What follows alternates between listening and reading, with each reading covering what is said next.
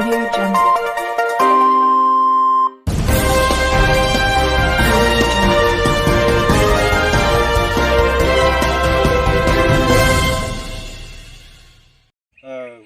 काशीनाथ शामू पाटील हे तंटामुक्तीचे अध्यक्ष आहेत.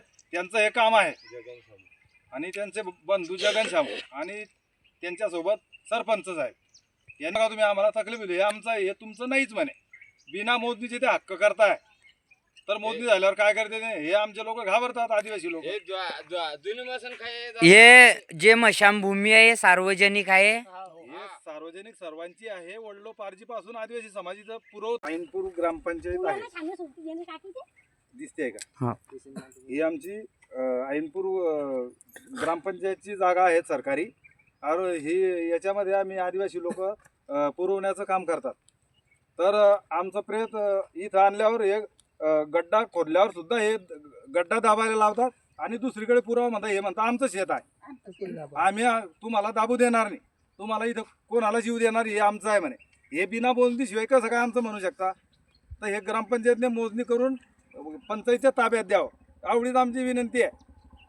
मला इथे दाबू दिलं नाही तर आम्ही त्याच्या दारापुढे घेऊन जाऊ प्रेत दाबायला नाही तर मग पंचायत मध्ये दाबू. मग आम्हाला मोजणी करून द्या जागेची, नाहीतर दुसरं शेत द्या, आम्ही इथेच दाबू. हे ओढलो पारजीपासून आम्ही इथेच प्रेत दाबतोय, हे आमचंच आहे. पुरवतात पहिलेपासून आणि आता पण इथेच दाबणार, कुठेच जाणार नाही. ही एवढीच आमची विनंती आहे. विनंती स्वीकार करावी आमची सरकारने. जागा मोजणी पडेल तेव्हा आपलं कोण समजेल तेव्हा आपण सांगू शकतो की आपली आणतील जण काढली की आणतील की आपलं कोणीच आपलं मोजणीनं अर्ज आपण करेल सर. ते मोजणीनं अर्ज आता मी काल परवा जाईस राव्याला तिनं नंतर तिनं काय म्हणून काही नाही तिनं विचारी घेईल. तिनं नंतर ते म्हणे की अजून पण 3,000 फी भराने अजून फी भरून तात्काळ मोजणीने फी भरून तिनं नंतर तिनं विल्हेवाट लावू. तरी ठेवायला ना अंगात ते याच्यापुढे ठेवू नका, ते जागा आमची आहे म्हणे. तर मग तुम्हाला काय म्हणणार? विषय त्याचा तसा नाही आहे, त्याचा विषय कोणच केला नाही आहे. ऐकून घ्या त्याचं काय म्हणणं हे म्हणणं माय बरोबर पडते. मग लोक त्याने काय केलं नाही, आता कसं काय तयार केलं? त्याचं असं म्हणणं ऐकून घ्या, त्याचं असं म्हणणं आहे आता मी लोक कुठे तडलोक मोजणी होईल तडलोक तुम्ही घ्या ठिकाणावर इथल्या अंतरमध्ये तुम्ही हे करा उडीवर तोडी ऐकून तर घ्या. लवकर मोजणी झाली तर मग तुम्ही दाबू आम्हाला. मग जल्दी मोजायला लावा ना. घरी ठेवू. जित्याने जागो देता येईल, जागो नाही देता. आता तो माणूस केला. एक एक बोला. माणूस केला. तो ठेवतील आणि ग्रामपंचायतमध्ये आणून माणूस अडकला, त्याच्या घरी ठेवू म्हणा. जागा जेवढी सगळी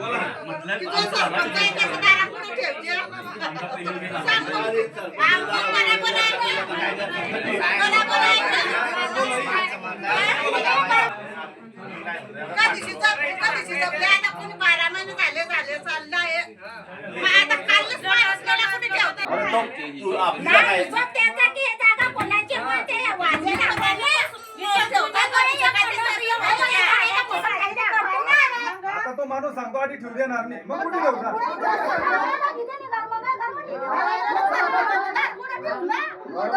म्हणणं आहे त्याविषयी कोणाचंच काही म्हणणं नाही आहे. विषय फक्त एवढा आहे की तडलोक तुमचं मोजत नाही की तडलोक तुम्ही इकडे नका ठेवा. तरी हद्दा ऐकून घ्या. त्याचं म्हणणं आहे की अजून तेवढं जागा आहे बरे तरी ठेवले कधी समशानभूमीमध्ये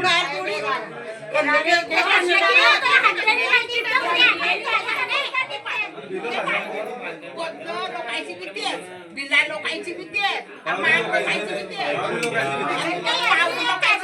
आपल्या गावामध्ये असं आहे की प्रत्येक समाजाची जागा आहे,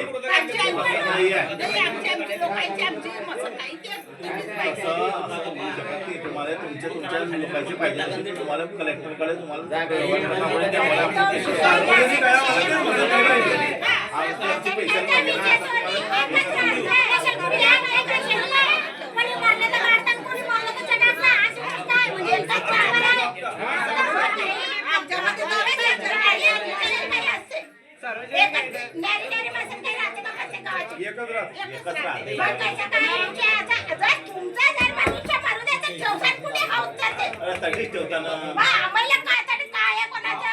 काय होतं तरी याची ग्रामपंचायतची जागा आहे ते तो म्हणतो मग शेत आहे. ठिकाणी ऐनपूर ग्रामपंचायतीच्या माध्यमातून काही आदिवासी लोक या ऐनपूर ग्रामपंचायतीमध्ये या ठिकाणी मागणी धरून बसलेले आहेत आणि त्यांची एकच मागणी आहे, ऐनपूर गावाची जे सार्वजनिक स्मशानभूमी आहे या स्मशानभूमीचा जो भूखंड आहे त्या भूखंडावरती आदिवासी समाजाला प्रेत दफनविधी करण्यासाठी जागा शिल्लक नसल्यामुळे त्यांनी जो ग्रामपंचायतीचा भूखंड शिल्लक आहे त्या ठिकाणी प्रेत दफन करण्यासाठी गेले असता काही संबंधित शेतकऱ्यांनी ते प्रेत त्या खड्डा त्या ठिकाणी बुजून दुसऱ्याकडे दफन करण्यासाठी विनंती केली होती. या ठिकाणी हाच मुद्दा घेऊन आज ग्रामपंचायतीमध्ये सर्व आदिवासी समाज, गावकरी मंडळी या ग्रामपंचायतीमध्ये मागणी घेऊन आलेले आहेत आणि या ठिकाणी आपल्या गावचे प्रथम नागरिक सरपंच अमोल भाऊ महाजन या ठिकाणी उपस्थित झालेले आहेत. मी त्यांना काही प्रश्न विचारतोय, त्यांनी या प्रश्नाचं उत्तर द्यावं अशी मी त्यांना विनंती करतोय.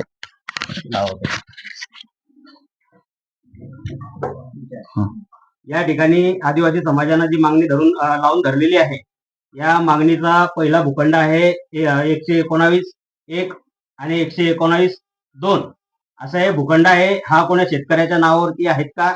आपण याचं संक्षिप्त रूपामध्ये उत्तर द्या.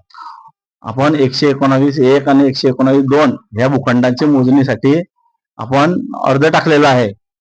तो मोजणी झाल्याच्या नंतर आपली हद्द कुठून कुठपर्यंत येईल हे आपल्याला निश्चित होईल. बरं, भूखंडाची मोजणी करण्यासाठी आपण रितसर शासकीय फी भरलेली आहे. शासकीय फी भरलेली आहे. आपण किती भरलेली आहे? 6,500 रुपये. मग त्यांनी मोजणी केलेली नाही का? नाही. का करण्यात आलेलं नाही? आता ते त्यांच्या स्तरावरून कधी करतात त्याच्यावर निर्णय आहे. पुरावा केला का? त्याची कधी भरली फी असं काही आहे का? आम्ही त्यांना विचारणा केली होती तर ते म्हणत की आम्ही करू. मग ते कधी करणार आहेत तुम्ही? आता ते आम्ही त्याच्यानंतर आम्ही त्यांना पुन्हा भेटले नाही. परंतु हा 119(1) आणि 119(2) हा जो त्या भूखंडाचा उतारा आहे, हा उतारा संबंधित कार्यकारी अभियंता हातनूर प्रकल्प जळगाव याच्या नावावरती दिसून येतो आहे. हा संबंधित शेतकऱ्याचा कुठलाही शेत दिसत नाहीये किंवा कोणाचाही हक्क या ठिकाणी दाखवला येत नाहीये. या हातनूर प्रकल्प यांच्या नावावरती दिसतो आहे. म्हणून ही जागा ग्रामपंचायत ऐनपूर यांचा हा भूखंड दिसून येत आहे. तरी सरपंच साहेब, आपण याच्यावरती काही म्हणजे विचार केला आहे का की हा ग्रामपंचायत भूखंड आहे म्हणून? तो हातनूर प्रकल्प जो दिसत आहे तो आपला ग्रामपंचायत ऐनपूरची जागा नाही, ते प्रकल्पग्रस्ताची प्रकल्पाची जागा आहे.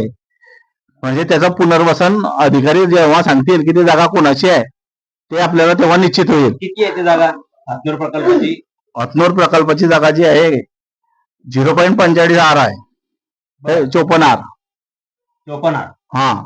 बरं, म्हणजे आतापर्यंत तुम्हाला ती जागा मोकळी दिसली आहे का की त्या ठिकाणी काही शेत वगैरे पेरलेले गेले आहेत? मोकळी आहे जागा ती. आताच कुठं हे शेत आताच कसं काय झालं बा शेतकऱ्याचं बा? शेतकऱ्याने लागवड कशी केली मग त्या ठिकाणी? जर ते हातनूर प्रकल्पाचं जर ते भूखंड आहे मग त्या ठिकाणी कोणा संबंधित शेतकऱ्याने पेरणी कशी केली बा? ते पेरणी केलेली आहे की नाही केली आपण मोजणी केल्याच्या नंतरच आपण त्यांची दिशा गृहीत धरू शकता.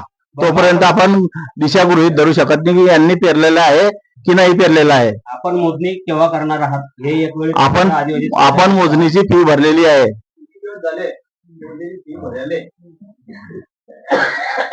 ते फी भरून बरेच दिवस झाले. 1 वर्ष उलटून गेलेलं आहे आणि 1 वर्ष उलटल्याच्या नंतर सुद्धा शासकीय फी भरून त्याची मोजणी शासन करत नसेल तर त्या बाबतीमध्ये आपण ग्रामपंचायतीनं पाठपुरावा केला का? आम्ही पाठपुरावा करू. आता काय आहे तर मग लवकरात लवकर पाठपुरावा करून हे आदिवासी समाजाला तो न्याय मिळवून द्यावा अशी आग्रही भूमिका या ठिकाणी आदिवासी समाज घेत आहेत. तर आपण त्यांना संबोधित करावं आणि आजचा हे मीटिंग या ठिकाणी बरखास्त करावं. चालेल. आदिवासी समाजाचे प्रकाश अभिमन्यू भिल्ल हे या ठिकाणी उपस्थित आहेत. त्यांनी ही आग्रही भूमिका या ठिकाणी घेतलेली आहे. याबाबत तुमचं काय म्हणणं आहे? सरपंच साहेबांनी आता जे डिबेट केलेले आहेत त्याबद्दल तुमचं काय म्हणणं आहे? आमचा वाद एकच आहे की आदिवासी समाजाची जी स्मशानभूमी आहे ती आदिवासी लोकांची स्मशानभूमी नसून ग्रामपंचायत गावातील सार्वजनिक स्मशानभूमी या क्षेत्राला म्हटल्या जाते.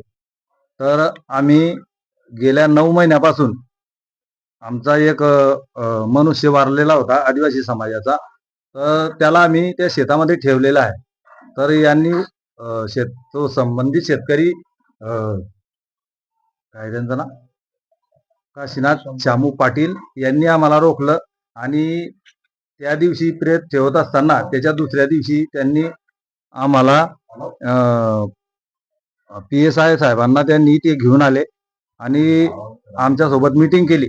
तर सर्कल आप्पा असे म्हणत होते की बाबा तुम्ही ठीक नाही केलं, तुम्ही बाबा तिथे प्रेत का काढलं, ती जागा तुमची नाहीये, ती जागा तुमची नाहीये बाबा, तुम्ही प्रेत का काढलं.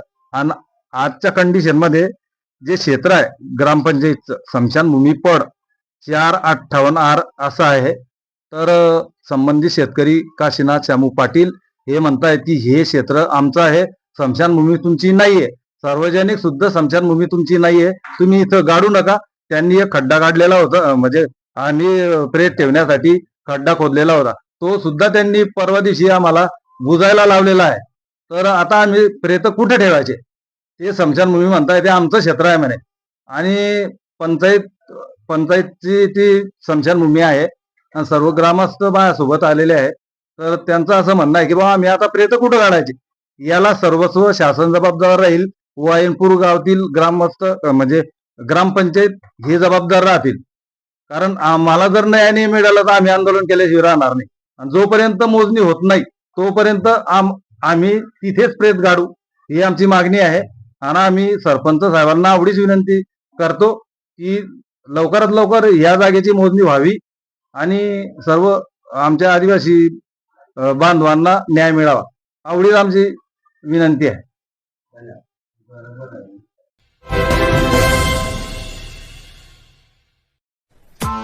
Press the bell icon on the YouTube app and never miss another update.